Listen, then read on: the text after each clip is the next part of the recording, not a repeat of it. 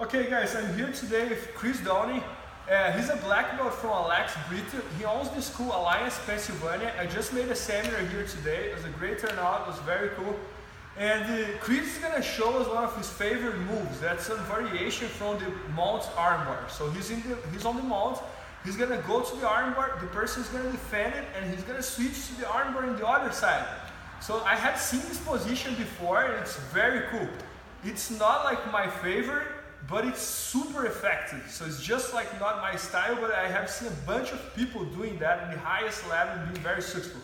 And Chris just showed me and I love his details and the way he did it. So let's see how he does it. Certainly, thank you, Bernard.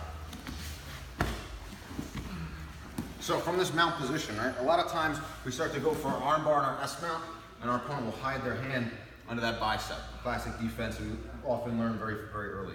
So what I'm gonna do is I'm gonna take this hand that's originally hooking at my lapel, I'm gonna get it right above Bernardo's own hand, the original hand that I'm attacking. Now what I'm gonna do is I'm gonna shift my weight.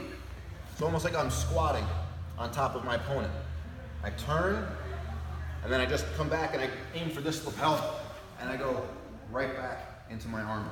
And the nice thing with this is, a lot of times, you know, the guy may know I'm going for this armbar, so I turn to go for this one, and they may try to hide, defend this arm, and this arm pops out.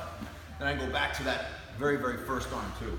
So it's a nice way to throw off your opponent and keep them guessing and constantly attacking. Man, great job, Chris. So what I think here, guys, I think this position becomes so effective because, for example, when he goes to the armbar, normally I have time to do this, right? So when he switches to the other side, I'm not expecting that he's gonna switch the armbar to the other side, right? So I'm still expecting that he's gonna attack this arm.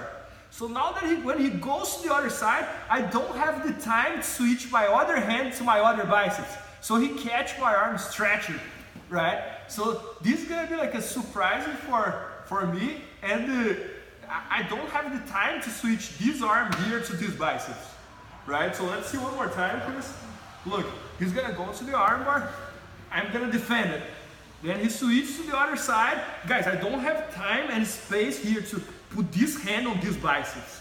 So he just goes to the other side, and there it is. So I really like it.